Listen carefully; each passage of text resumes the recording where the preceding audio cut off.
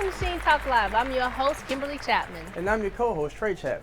Our viewers have been writing us asking questions about relationship advice. So we've chosen the most frequently asked questions to be answered by our very own relationship expert. She's a licensed clinical social worker and couples therapist who uses proven emotional focus techniques and cognitive behavioral methodologies to help her clients deal with everyday life and relationship struggles better.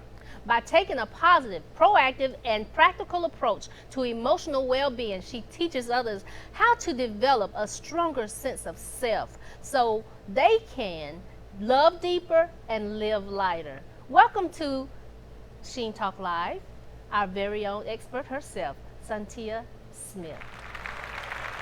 Santia, thank you for being with us on Sheen Talk Live. Welcome. Thank you for having me. Yes, and we're going to get right to our questions. Okay, no Yes. problem. And we're going to get right into it. So, first thing first, Yes. how do you know if a person is interested in you? Let's see. So it's a lot of different ways that you know if a person is interested in you. The first biggest one is that they have to be consistent with their actions and their words. Because a lot of times when someone, like in the beginning, all of that courting and the fun and all of that feelings is there, right? Yes. Okay. And then that can kind of die down a little bit after the excitement is kind of going down. But when they stay true to their word and what they say and they're consistent with that, that's a key factor. When someone is in it with you and you don't feel like you're kind of struggling and trying to get them to call you, text you back, make you a priority in their lives, that means that they are intentional about you and that they really, truly want to be with you. And you know what? I was just having this conversation the other night. Really? Because it's like when you get in a relationship, you know, people are interested in you and you doing A and B and C or whatever. That's right. And then I'm about to make up a word, but they take the fun and make it just apply too much seriosity to it. That's right. If you understand where I'm coming from. I with that word. I do. Yeah. And it like makes the relationship just decline because the fun is just sucked all out of it and replaced with seriousness. That's right. That's right. So you have to be able to combine both because we just don't want to jump right into a commitment and like, okay, so what is it we're doing here or whatever. You have to have that vibe with somebody and you have to feel it and then let that flow because if they are true and if they are honest, you're going to see that because can't nobody pretend to be somebody else for a long period of time, right? Their true self is going to come out. So, but what if that does happen? Because I do know a lady that dated someone a year and a half, married them. Okay. And then it came out. Wow.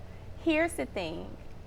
I know that kind of looking at the end, you kind of say, well, maybe she didn't know anything. But from what my practice and life experiences, there had to be some little things there, you know, and then maybe she thought it was small and maybe she could have turned her head to it like, oh, that'll work out. Oh, that won't be a big deal. Oh, that'll work itself out. And then because when you get married, all those little things gets big. Oh, yeah. It compounds. That's right. It compounds. Yeah, you're right. That's probably why I gotta just think real hard and coordinate real hard at night on who that's gonna be when somebody make that move. Because if not, you can take a serious doozy. That's right. That's right. Yeah, you don't want to take that doozy. No, you want to take your time with it. Yeah. And when you want to like the person when the door's closed. So when the glam is gone, when all of that is done and the door's closed, you want to genuinely like that person. That's a biggie. Yeah, because to me, like is more important than love. Yes, that friendship, that reverence for each other. Yes, that's so important. Yeah. And so why is it sometimes that people won't commit? I think because, and here's the biggest thing, sometimes they're just not ready to commit. That makes sense. That's so simple. It's so simple. It's just that sometimes simple. we try and go all the way around the mountain and say, well, maybe it's this and maybe it's that. No, maybe they're just not ready. Not ready. Hey, that's a great answer. Right. It's simple the answer's so simple, so right, great. Right. Because you want the person you're committed to be ready. Yeah. So then, with that being said, when you got a person that doesn't want to commit, well, how do you deal with a controlling person in a relationship? I think if someone is trying to control you, leave. Because there's no other way around that, right? Because control, manipulation, all of that, that's not love. No. Yeah. You don't want to be in the midst of that, right? Okay. So, but I think sometimes I know sometimes women in my practice, they may say, well, he gets so jealous and he just wants me with him and he loves me. I don't know. We have to be very clear on that, right? Yeah. Someone can love you and want the best for you and want to spend time with you, but when they are controlling and need you all to their self and try and isolate you and manipulate you, get away from that. They're playing relationship chess. That's right. They're playing the little pieces like, oh, you here, so I'm going to be here. Yeah. Like, they're just trying to strategize it. And that's not, you don't want that. Yeah, you Right. don't It's do too that. much pressure. Yeah, too much. And then I also read somewhere where that could possibly lead to abuse. That's right. That's right. Because that control, usually what they're trying to do is trying to isolate you from everybody else, right? So you find those relationships where you used to have a lot of friends and you used to do this, and then all of a sudden you don't go nowhere, you don't do nothing, you're not answering no phone calls or all of that. So now you're isolated, right? Oh my gosh, yes. Yeah. Woo. Well, we got some more questions. We're going to take a break and we'll be right back. Okay.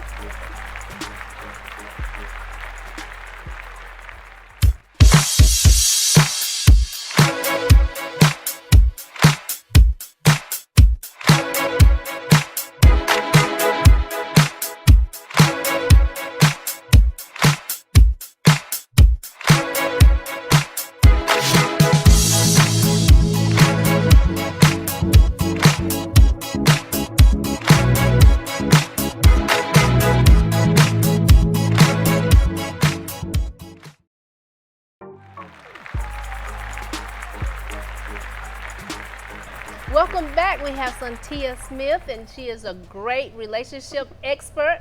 And back into the questions, because everybody wants to Yes. know. So tell me, why wouldn't a partner may not trust their partner? Well, I think it's a couple of reasons for that. One of the reasons that, let's say, if you have cheated in the past or lied in the past, and that could cause your partner to not trust you. So if that happens, you really need to have a conversation about that and make sure your partner can forgive you.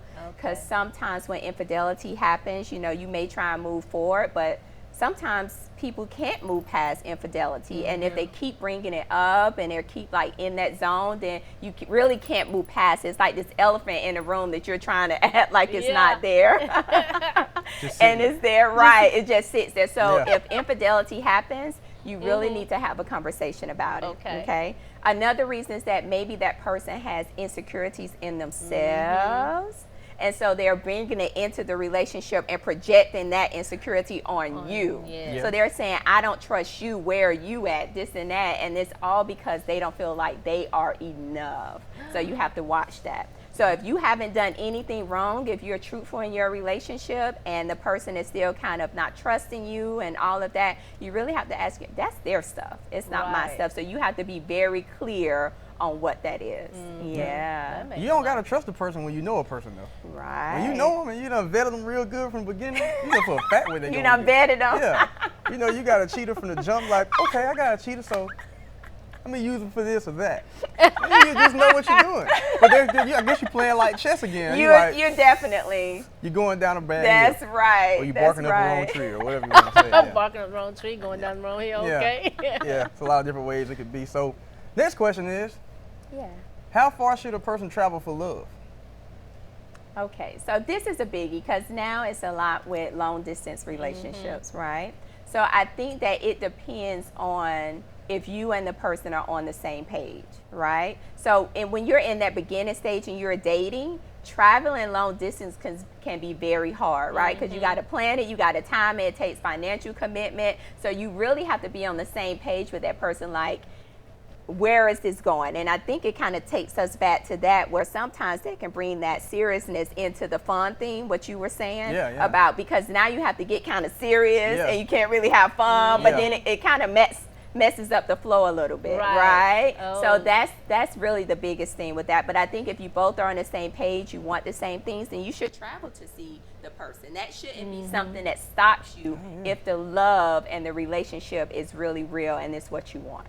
Because the furthest I'm going to drive is Spartanburg. Get any further than Spartanburg, I can't It's a go. done deal, It's it's a not done happening. deal. I don't mean D Spartanburg. The furthest back is probably upstate. Once you get past upstate, I ain't going. That would be Trey Chapman. But thank you for your honesty. Yeah, it's too far, man. It's a So now, crazy how drive. do you get your partner or your significant other to conversate with you, to just have conversation and tell you how they're feeling, what's going on? Right. I think sometimes because, you know, as women, we like to, in a way, we like to kind of just get straight into it and like, so what is this and this and that and that and this, and men, they kind of withdraw from that, right? Yes. So I think it kind of means that you have to know your partner and know how you need to say it for them to receive it. That's the key, gotcha. right? Because you can talk and your partner is just not hearing you. Like you're talking and you're feeling like you're not there with me, like what's going on? So I think you really have to sit back and be intentional about what is it that I want to say to my partner, right? So Gotcha. be direct, but don't just come at it where, you know, you may have an attitude, you're upset, you know what I mean? Like give your partner space to be in that space with you so that they can show their personality too. You can't control that situation, Gotcha. right? Like they Yes. need to say this and say it like this in order for it to be a good conversation. Yeah. Okay, I got it. What do you think about that, Trey? Yeah, make a lot of sense. So, but now we gonna get down to the I know. real nitty gritty that. lot of people Everybody be asking. wants to know. Yeah.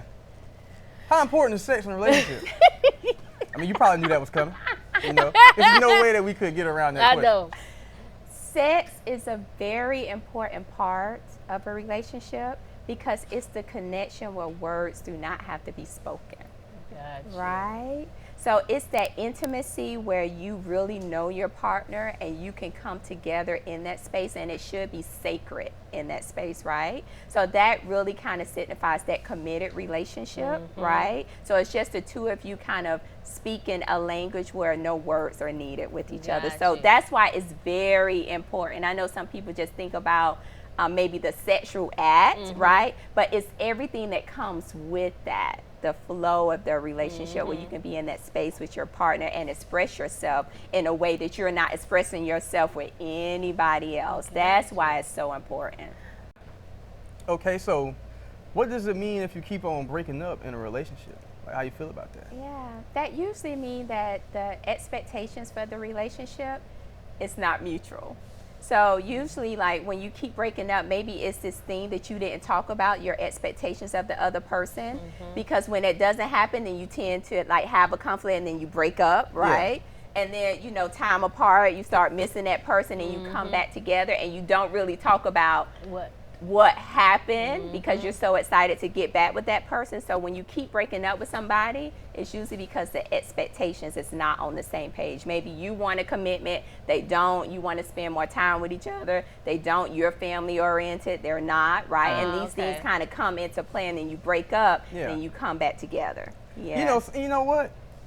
Looking at this question, going back to what we was talking about, you know, backstage and all that, I think some people break up a lot because they both feel like they the number one cat. They both feel like trophies. So they use the breakup as an ultimatum to make you act accordingly. And then the other person just sit there and be like, man, I'm the catch, so you can bounce. And now both y'all don't bounce and y'all sitting there looking like, dang, man, you know, my trophy chases don't look the same no more. Trey, is this a personal experience? No, this is just, It feels like a little crazy.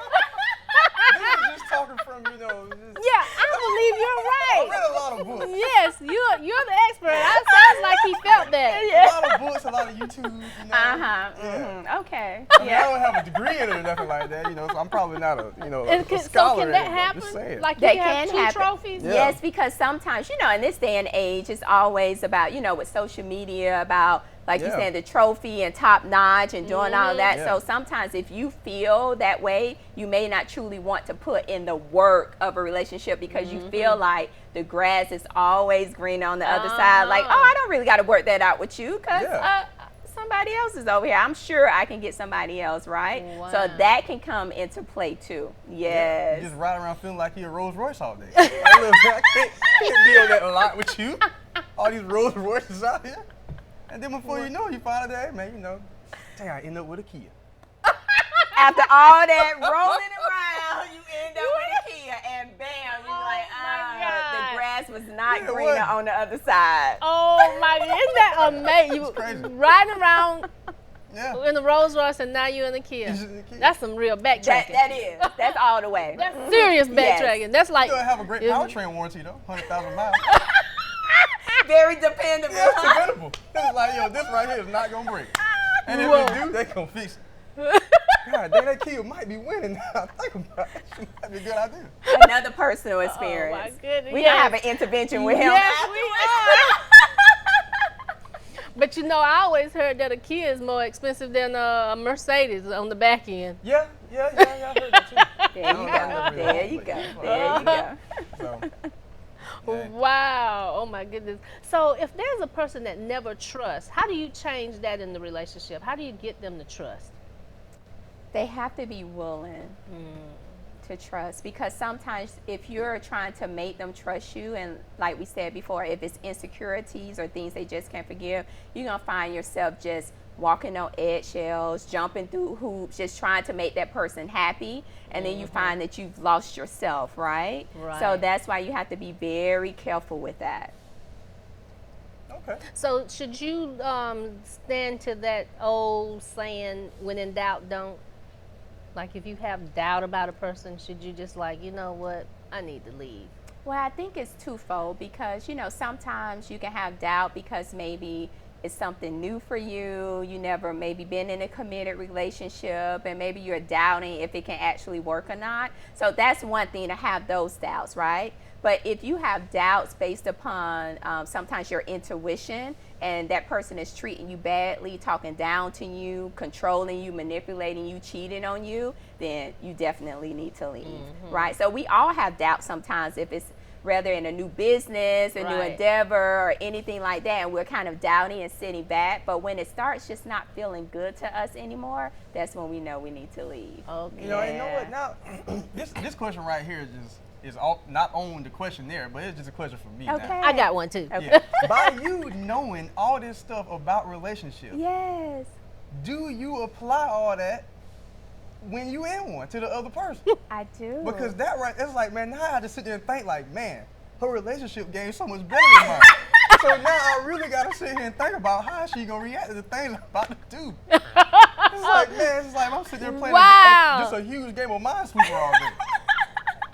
So how does that work? I think that because you have to, one of the great things about what I do is that you have to walk the walk and talk the talk. And that's when in things, your relationships, you begin to see the difference, right? Because I'm in relationships and I know, and I apply it in my life, that I know when someone means me good and when they don't, right? Yeah. But that also allows more love to come in my life. So I'm not wasting time on people who are not intentional with me, who are trying to play the chess game and all that type of trying to show. I'm just like, oh no, I'm not doing that, right? Right. So you're kind of in that space where you know, and so that's why my work is so important, because I teach other people about that, right? Yeah. I got you. Okay. So I have a question. Go ahead. In your expert opinion, do you think it makes sense to have monogamy? You know what? I think that is definitely a question for the relationship with two people. I got you. Right? Because if two people are on that same page, but that's the relationship that they want to have, and they're okay with that, then I see no problem with that, right? Because I think that you have to do what's best for your relationship, because sometimes when we try and do the cookie cutter relationship and try and match it with everything that everybody else said, we're unfulfilled, right? So we have to have that conversation with our partner and make sure that we're on the same page with that. Yeah, you a PhD answer.